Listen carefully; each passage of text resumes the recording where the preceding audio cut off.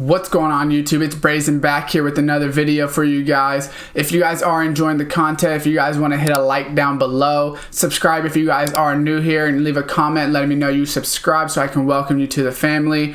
And that being said, cue intro.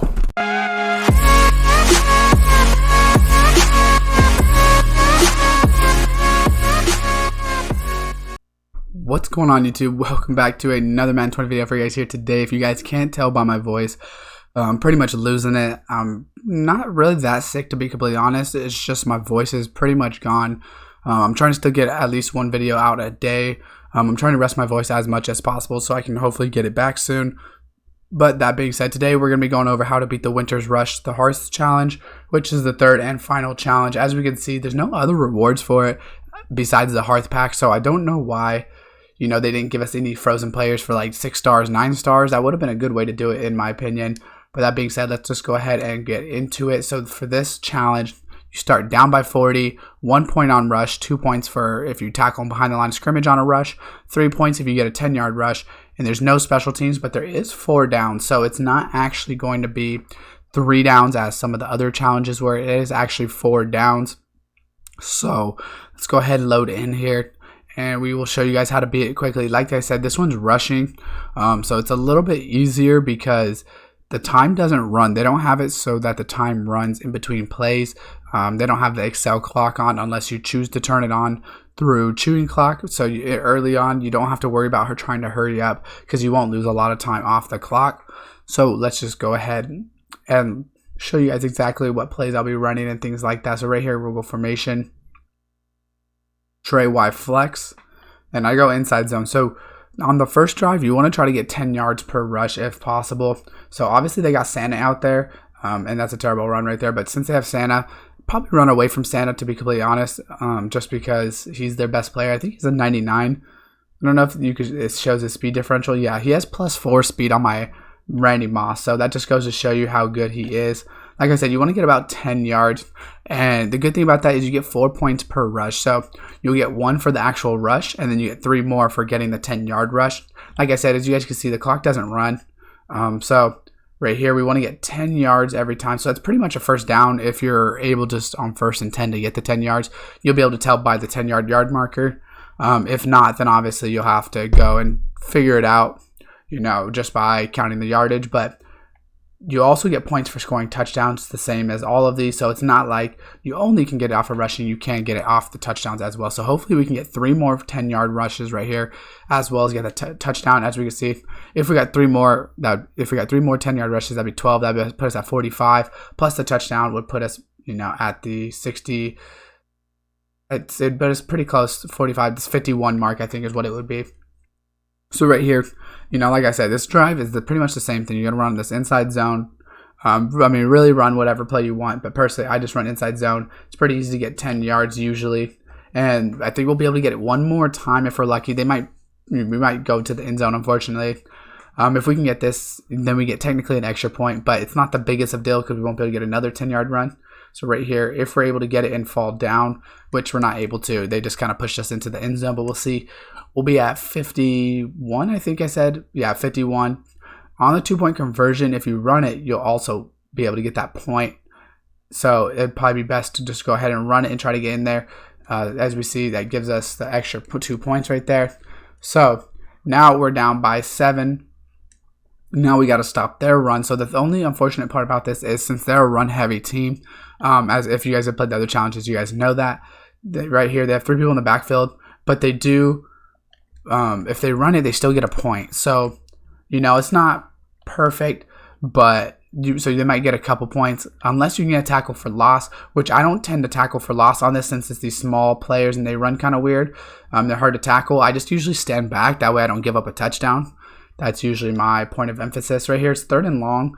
I don't know if they're going to try to pass it, but I'm going to play Night Train, come over here. So that way, if they do pass it, as we know, this is kind of one of their passing formations. And I think Tillman's going to be able to get that pick. So what I'm going to do here is I'm definitely going to try to run backwards, which I'm not going to be able to make it all the way, but you definitely want to try to run backwards. And the reason is to start chewing clock now. We know we're down by 7, 8 points. We pretty much know we can run 8 plays by the end of this game. And you only have to get 1 yard on every run as long as you don't go backwards. we know that we get a point. So just get a couple yards and fall down if they would ever let me fall down. We see right there, boom, easy points. And let's go down under 30. We'll run one more play for this quarter. And at the end of the game, you could always hurry up if you need to run one more play. But this is going to be the fastest way to get it done, which I'm not trying to get all these yards, but apparently Eric Dickerson doesn't get that memo, and he just continues to break tackles, which is kind of frustrating sometimes when they do that, but it is what it is. Right here, we are going to go to take it to the fourth quarter, and we know we only need to run 7 plays to technically win. Or 6 plays to tie. So 6 plays would pretty much get us down almost as the game ends, because it's 30-second clock and it's 3 minutes. So we'll run 2 plays before the 2-minute warning. We'll run one more, let it get under 2:30. And like I said, it is 4 downs. It is not 3 downs. So, definitely take all the downs you can get. So I personally try not to go to 4th down. That's just my always opinion when I'm doing things like this, just because you never know when you can mess up and then you'll end up giving them the ball back or something like that. But I definitely would take it to the 3rd down every time if you can, because you do have that 4th down to work with.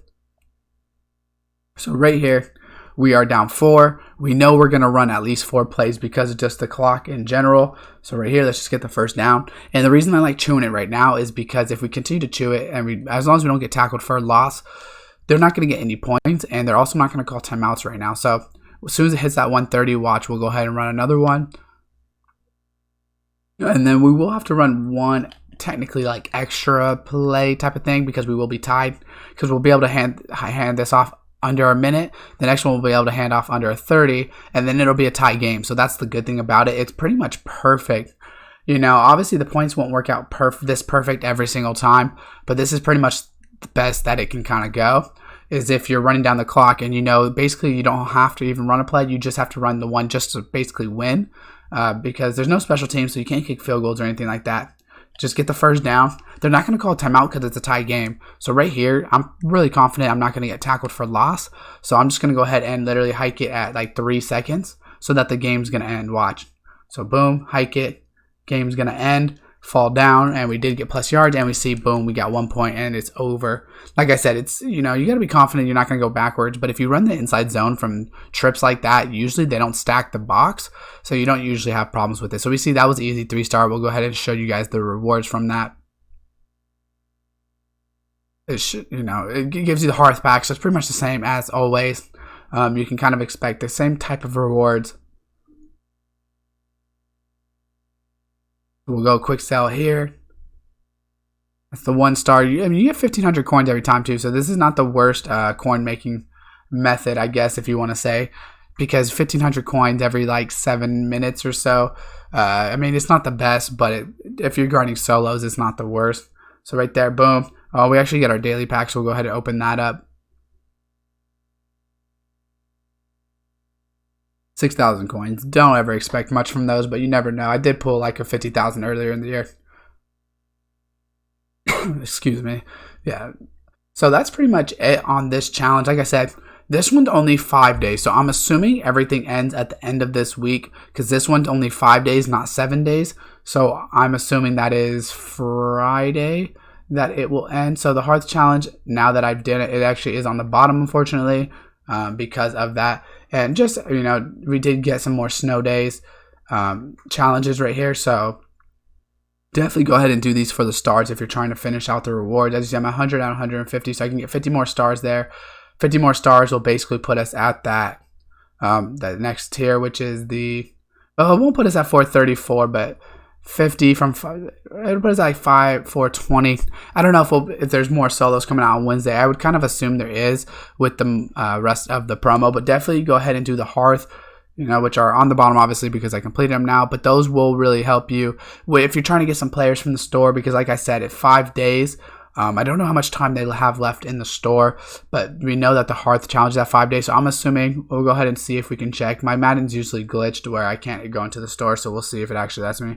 It actually does let me good. So we see these only have basically 4 days left. So even though the solos have 5 days left, these are all basically saying 4 days.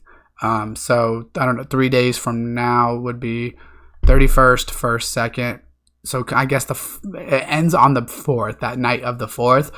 So even though that Friday or whatever might have it. I wouldn't really count on that. I try to get them done fast, guys. So that being said, let me know what you guys think down below. If this helped you out, leave a like, subscribe, turn on the post notification bell, and as always, I will see you guys next time.